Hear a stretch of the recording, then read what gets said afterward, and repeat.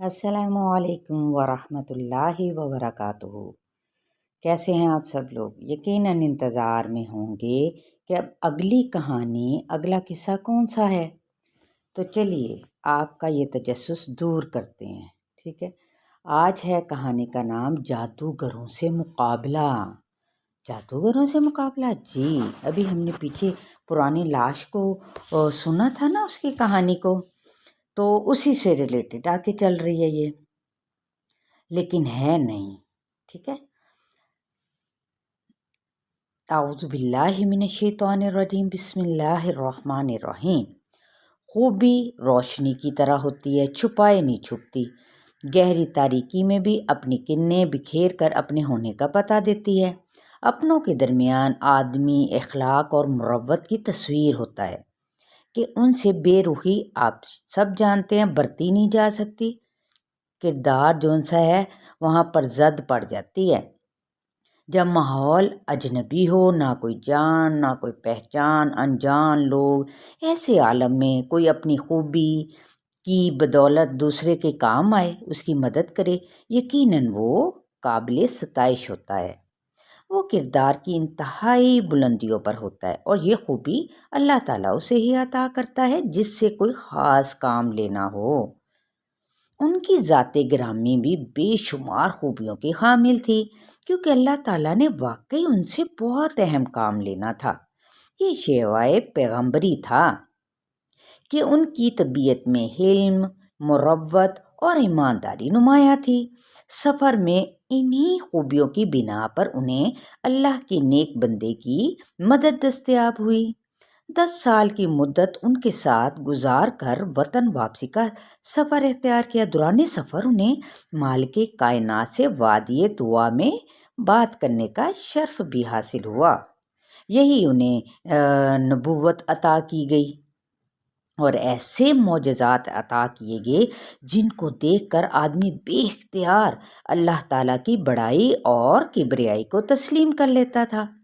معجزہ ہوتا ہی دراصل وہی ہے جو وہم و گمان اور عقل و قیاس کے دائرہ سے باہر ہو۔ اس کو صرف ایمان کی روشنی میں ہی محسوس کیا جا سکتا ہے۔ ایمان سے جو محروم، اکثر لوگ معجزے کو جادو ہی سمجھتے ہیں۔ ان کے معجزوں کو بھی جادو کے کرشمے قرار دیا گیا تھا، لیکن نور خدا کفر کی حرکت پہ ہے خندائے زن، پھونکوں سے یہ چراغ بجھایا نہ جائے گا، کہ مصداق ہر حربہ، ہر مقابلہ ان معجزات کے سامنے ناکام رہا۔ حق تو یہ تھا کہ معجزات کی سچائی ثابت ہونے کے بعد مقابلہ کرانے والے جو ان سے تھے سرکش اور اللہ سے بغاوت کرنے والوں کے دل ایمان کے نور سے منور ہو جاتے، لیکن ایسا نہیں ہوا۔ ان کے دل کی زمینیں بنجر ہی رہیں اور ان پہ کفر کی سیاہی بدستور چھائی رہی۔ البتہ مقابلہ کرنے والے حق کو پا گئے کہ وہ سمجھ گئے کہ یہی سچائی ہے، وہ اللہ کے نبی ہیں۔ یاد آیا؟ یہ ہم نے پیچھے پرانی لاش یعنی حضرت موسیٰ علیہ السلام سے ریلیٹڈ کہانی کو پڑھا۔ اب آگے انہی کا یہ سلسلہ آگے بڑھ رہا ہے۔ جادوگروں سے مقابلہ اسی کشمکش پر مبنی ایک خوبصورت کہانی ہے، انشاءاللہ آپ کو پسند آئے گا۔ ہاں بچوں، کل ہم نے کہانی کو کہاں چھوڑا تھا بھلا؟ یاد آیا کچھ؟ ان کی والدہ نے کہانی شروع کرنے سے پہلے سلیم اور فاروق سے پوچھا کہ بھئی کچھ یاد بھی ہے کہ نہیں جو کل میں نے سنایا تھا آپ کو قصہ؟ امی جان آپ نے بتایا تھا کہ دونوں لڑکیاں جلدی گھر پہنچ گئیں، یعنی وہ جو لڑکیاں تھیں وہ پانی پلانے اپنے جانوروں کو وہاں پہ آئی تھیں، تو پھر کس نے مدد کی تھی؟ حضرت موسیٰ علیہ السلام نے۔ بالکل ٹھیک، گھر پہنچ کر انہوں نے اپنی والدہ کو سارا ماجرا سنایا، اپنے والد صاحب کو ماجرا سنایا۔ والدہ تو تھی نہیں۔ تب ان کے والد نے ان میں سے ایک سے کہا تم جاؤ اور اس اجنبی کو گھر لے آؤ۔ لڑکی اسی جگہ پہنچی، وہ بہت شرم و حیا والی تھی، اس کے چلنے کے انداز سے بھی حیا ٹپک رہی تھی۔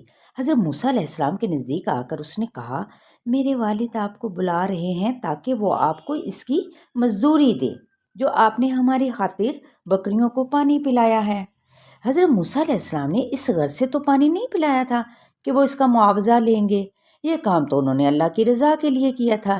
اس کے باوجود آپ لڑکی کے والد کی دعوت قبول کرتے ہوئے اس کے ساتھ چل پڑے۔ گھر پہنچ کر حضرت موسیٰ علیہ السلام نے اپنا سارا واقعہ ان کے والد کو سنا دیا۔ بزرگ نے پوری توجہ سے مکمل واقعہ سنا، پھر بولے، بزرگ کون تھے؟ ان لڑکیوں کے والد محترم۔ وہ بولے، ڈرنے کی ضرورت نہیں، تم نے ظالم قوم سے نجات پا لی ہے۔ حضرت موسیٰ علیہ السلام ان لڑکیوں کے باپ سے گفتگو کر رہے تھے کہ ان میں سے ایک لڑکی اپنے والد سے بولی، ابا جان آپ انہیں مزدوری پر رکھ لیجئے، یہ اس میں بہترین ثابت ہوں گی کیونکہ یہ قوی اور مضبوط ہونے کے ساتھ ساتھ امانت دار بھی ہیں۔ جو خوبیاں ایک مزدور میں ہونی چاہیے وہ ان کے اندر موجود ہیں۔ لڑکیوں نے آپ کی طاقت اس وقت دیکھی تھی کہ جب آپ نے کنویں پر سے پتھر اٹھا کر ان کی بکریوں کو پانی پلایا تھا۔ دونوں نے آپ کی قوت اور طاقت کے علاوہ آپ کے حسن سلوک کو بھی محسوس کر لیا تھا۔ بات چیت اور گھر تک ساتھ سفر کرتے وقت آپ کے ادب اور احترام کا اندازہ بھی انہیں بخوبی ہو گیا تھا۔ لڑکیوں کے والد کو یہ خیال بہت پسند آیا۔ انہوں نے حضرت موسیٰ علیہ السلام سے کہا کہ میں چاہتا ہوں کہ اپنی ان دونوں بیٹیوں میں سے ایک کا نکاح تم سے اس شرط پر کر دوں کہ تم 8 سال میری نوکری کرو، اگر تم 10 سال پورے کرو گے تو تمہاری مہربانی ہوگی اور میں تم پر سختی نہیں کرنا چاہتا۔ انشاءاللہ یقیناً تم مجھے نیک لوگوں میں سے پاؤ گے۔ حضرت موسیٰ نے ان کی بات بڑی خوشی سے قبول کر لی اور فرمایا، یہ میرے اور آپ کے درمیان ایک عہد ہے، ایک معاہدہ ہے، ان میں سے جو مدت بھی میں پوری کر لوں، یعنی 8 سال یا پھر 10 سال، تو مجھ پر کوئی زیادتی نہیں ہوگی اور ہمارے اس معاہدے پر اللہ تعالیٰ نگران ہے۔ آپ ان کے پاس انتہائی اخلاص اور ایمانداری کے ساتھ کام کرتے رہے، یہاں تک کہ 10 سال کی مدت پوری ہو گئی۔ اب آپ اپنے ملک واپس جانا چاہتے تھے۔ اپنے گھر والوں سے ملنے کا شوق آپ میں بہت بڑھ چکا تھا۔ اس کے علاوہ آپ اپنی قوم کے حالات بھی جاننا چاہتے تھے کیونکہ 10 سال کا عرصہ جو ہو چکا تھا ان سے بچھڑے ہوئے۔ چنانچہ آپ نے مصر واپس جانے کا پکا ارادہ کر لیا۔ حضرت موسیٰ علیہ السلام نے لڑکی کے والد سے، جو اب ان کے سسر بھی تھے، اجازت طلب کی۔ انہوں نے بھی وعدے کے مطابق اجازت دے دی، ظاہر ہے وعدہ جو کیا تھا۔ اب حضرت موسیٰ علیہ السلام اللہ پر بھروسہ کر کے مصر کی طرف روانہ ہو گئے۔ دوران سفر آپ راستہ بھول کر ایک معروف راستے سے ہٹ گئے اور سفر کرتے ہوئے ایک ویران اور طویل صحرا میں آ پہنچے۔ وہاں نہ تو پانی تھا نہ کوئی درخت کا سایہ۔ رات ہوئی تو سردی شدید ہو گئی۔ حضرت موسیٰ علیہ السلام اور آپ کے گھر والے بہت پریشان ہو گئے۔ انہوں نے آگے چلنے کی بجائے رات کیا فیصلہ کیا کہ وہیں پہ بسر کی جائے۔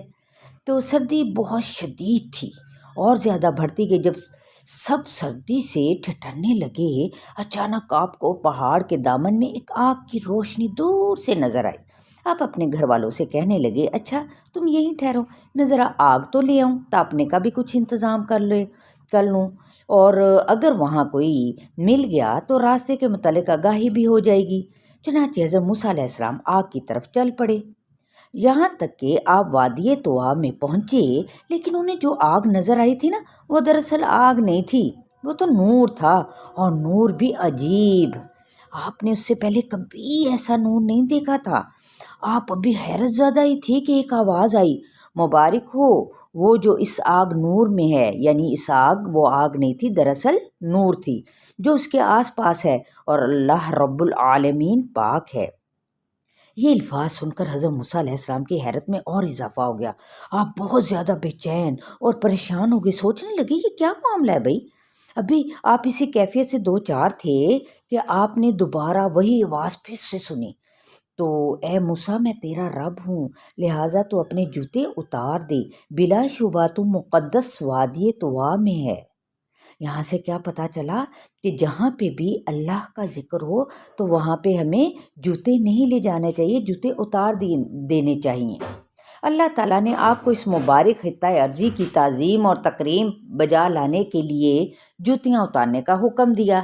پھر آپ کو یوں مخاطب فرمایا، بے شک میں ہی اللہ ہوں۔ میرے سوا عبادت کے کوئی لائق نہیں، تم میری ہی عبادت کرو اور میری یاد کے لیے نماز پڑھو۔ کیا اننی انا کیا کہا گیا؟ اللہ لا الہ الا انا فاعبدنا واقم الصلاۃ فاعبدنی واقم الصلاۃ لذکری۔ مطلب یہ ہے کہ اللہ تعالیٰ نے فرمایا میں ہی تمام جہانوں کا پروردگار ہوں، جس کے سوا کوئی معبود نہیں، میرے سے علاوہ کوئی اور کسی کی بندگی بھی نہیں کر سکتے، کسی اور کے لیے نماز کی ادائیگی بھی درست نہیں ہے۔ اب حضرت موسیٰ علیہ السلام جان گئے کہ اللہ تعالیٰ ہی براہ راست کسی واسطے کے بغیر ان سے مخاطب ہیں۔ اس کے بعد اللہ تعالیٰ نے فرمایا یقیناً قیامت آنے والی ہے جس کا وقت میں پوشیدہ رکھنا چاہتا ہوں تاکہ ہر شخص کو وہ بدلہ دیا جائے جو اس نے کوشش کی ہو۔ مطلب یہ ہے کہ کوئی بھی نیکی یا بدی کی کوشش کی ہو اس کا بدلہ دیا جائے گا۔ اتنی بات فرما کر آپ کو قیامت کے لیے کوشش کرنے کی رغبت دلائی گئی۔ ہر اس شخص کے دور رہنے کی تلقین فرمائی، یعنی ایسے شخص سے دور رہنے کی۔ آپ نے کیا کہا کہ اللہ تعالیٰ نے کیا فرمایا کہ دور رہنا ایسے شخص سے جو نہ تو اللہ تعالیٰ پر ایمان رکھتا ہو، جو اپنے مالک کی نافرمانی کرتا ہو، اور نمبر 3 کیا، اور اپنی نفسانی خواہشات کی بھی پیروی کرتا ہو۔ حضرت موسیٰ علیہ السلام نے اپنے پروردگار سے درخواست کی کہ انہیں برہان اور دلیل دی جائے تاکہ اہل مصر اگر انہیں جھٹلائیں تو وہ انہیں دکھا دیں۔ اللہ تعالیٰ نے فرمایا اے موسیٰ یہ تیرے دائیں ہاتھ میں کیا ہے؟ حضرت موسیٰ علیہ السلام بولے یہ میری لاٹھی ہے، میں اس پر ٹیک لگاتا ہوں اور اس سے اپنی بکریوں کے لیے پتے جھاڑتا ہوں اور اس سے میں اور بھی بہت سارے کام لے لیتا ہوں۔ اللہ تعالیٰ نے فرمایا اے موسیٰ اسے پھینک دے۔ آپ نے اللہ کا حکم مانتے ہی لاٹھی زمین پر پھینک دی۔ دیکھتے دیکھتے وہ لاٹھی جو سی تھی ایک بہت بڑا اژدہا بن گیا جو نہایت تیزی سے حرکت کرنے لگا۔ حضرت موسیٰ علیہ السلام نے یہ خوفناک منظر دیکھا تو اس سے ڈر کے خود ہی بھاگ گئے۔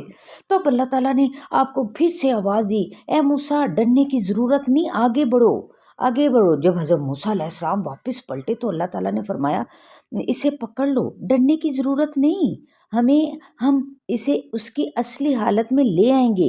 جو ہی آپ نے اس اژدہے کو پکڑا وہ اژدہا پھر اسی طرح لاٹھی بن گیا جیسا کہ پہلے تھا۔ پھر اللہ تعالیٰ نے آپ کو حکم دیا اپنا ہاتھ اپنی بغل سے لگا، یعنی بغل سے نکال گریبان سے، وہ بغیر کسی مرض کے چمکتا ہوا سفید نکلے گا۔ یہ 2 معجزات عطا فرمانے کے بعد اللہ تعالیٰ نے آپ کو حکم دیا جاؤ فرعون کے پاس، اس نے بڑی سرکشی کر رکھی ہے اور نافرمانی بھی اس نے خوب اختیار کی ہوئی ہے۔ حضرت موسیٰ علیہ السلام نے جب اللہ تعالیٰ کا یہ حکم سنا تو آپ کو یاد آ گیا کہ قوم فرعون کا ایک آدمی ان کے ہاتھوں سے قتل ہوا تھا، اس لیے آپ نے فوراً عرض کیا پروردگار میرے ہاتھ سے ان کا ایک شخص قتل ہو گیا تھا، اس لیے یہ خوف ہے کہ کہیں وہ مجھے ہی نہ مار دے، مجھے ہی نہ وہ قتل کر دیں۔ چونکہ یہ بہت ہی اہم اور پرخطر کام تھا اس لیے حضرت موسیٰ علیہ السلام نے سوچا کہ ان کے ساتھ کسی مددگار ساتھی کا ہونا بھی ضروری ہے۔ فوراً آپ کے ذہن میں اپنے بھائی حضرت ہارون علیہ السلام کا خیال آ گیا۔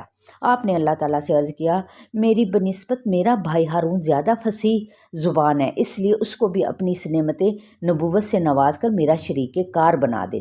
دیکھیں یہاں سے کیا پتہ چلا کہ اکیلا انسان کچھ بھی نہیں ہوتا جب تک اس کے ساتھ معاون مددگار نہ ہو، پھر دین ترقی کرتا ہے نا۔ ایسے ہی ہے نا، مل کے ہم سب کو کام کرنا چاہیے۔ لہٰذا انہوں نے اسی طرح عرض کیا کہ حضرت ہارون علیہ السلام کے بیان کرنے کا انداز بہت اچھا تھا۔ آپ کی یہ درخواست اللہ تعالیٰ نے قرآن پاک میں کچھ اس طرح سے ذکر کی ہے، اور میرے لیے میرے کنبے میں سے ایک وزیر بنا دے، یعنی میرے بھائی ہارون کو، اس کے ساتھ میری کمر مضبوط کر دے اور اسے میرے کام میں شریک کر دے تاکہ ہم تیری بکثرت تسبیح کریں اور ہم تجھے بکثرت یاد کریں، بے شک تو ہمیں خوب دیکھتا ہے۔ یہ تھے حضرت موسیٰ علیہ السلام اور حضرت ہارون علیہ السلام کی پیشکش۔ تو انشاءاللہ تعالی ہم نیکسٹ ٹائم اپنی بقیہ کہانی کو کمپلیٹ کریں گے۔ یہاں تک اللہ حافظ۔